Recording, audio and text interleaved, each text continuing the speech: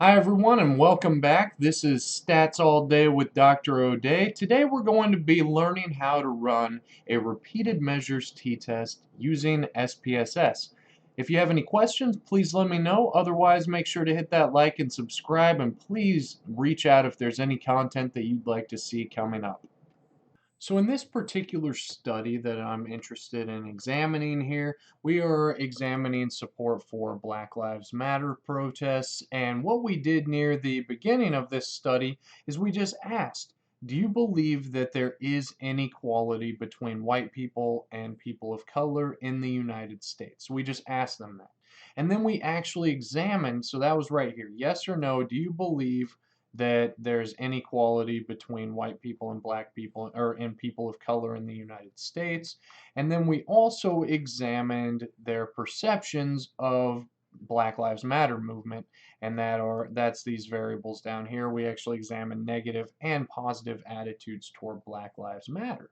So one of the things that I could do is I could actually run an independent samples t-test comparing people who think that there's systemic inequality to people who do not think that there's systemic inequality in the United States. So I'm going to come here and I'm going to click under Analyze. I'm going to do Compare Means, and I'm going to do an independent samples t-test here. So I'm going to click that.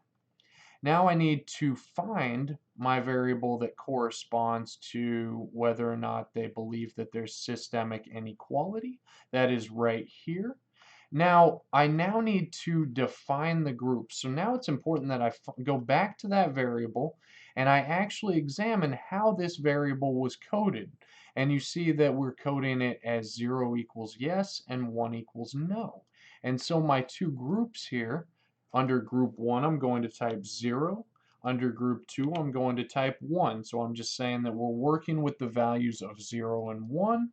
And then my dependent variable is going to go into the test variable box. So I'm going to examine positive attitudes toward Black Lives Matter.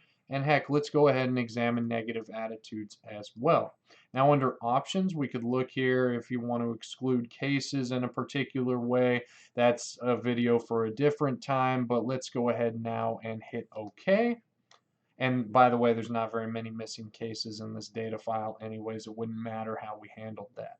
So the first box here, when we look at our group statistics, we can actually see that there were 170 people in my data file who said that yes, there is a disconnect where people of color experience more disadvantage than white people. So 170 people are saying yes, 55 people are saying no. The average of those who said yes have, it looks like, more positive Black Lives Matter attitudes, so 6.9 compared to a 3.26 of those who are saying no. Those who are saying yes have less negative attitudes toward Black Lives Matter, and those who say no have more negative attitudes toward Black Lives Matter. At least we think. Those are just the raw means and the standard deviations here. Now we can actually come down to here, and this is where it actually tests, is there a significant difference between these? And we can look at either the equal variances assumed, so if we're operating under the assumption that the variances are equal, and you could test that. But I generally actually just say for people to just assume that the variances are not equal. What we're going to see is that the t's and the p-values really aren't that different. You might as well go with the equal variances, not assume that way. You don't even have to worry about it either way. So that's what I suggest to my students. So we're going to first look at positive Black Lives Matter here. We're going to assume that the variances are not equal. And we see that the t-value is 10.19.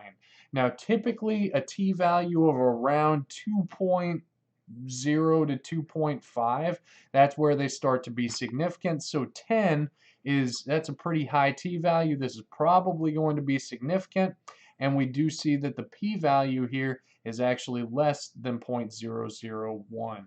And we never report our p-values as equal to 0.000 because a p-value can never be exactly 0. So instead, we're going to write p is less than 0.001.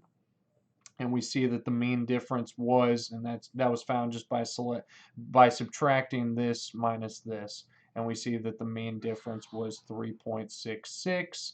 And then you can also see the confidence interval if you're wanting to report the confidence interval there as well. So there was a significant difference, such that participants who said that yes, there is systemic disadvantage between white people and people of color reported more positive Black Lives Matter attitudes than those who said no. Well, that's all I have for today. Make sure to hit that like and subscribe. And again, let me know and reach out if you have any questions on how to run a repeated measures t-test using SPSS. Or if you're working with another stats program, please reach out as well. I'm happy to teach you how to do that too.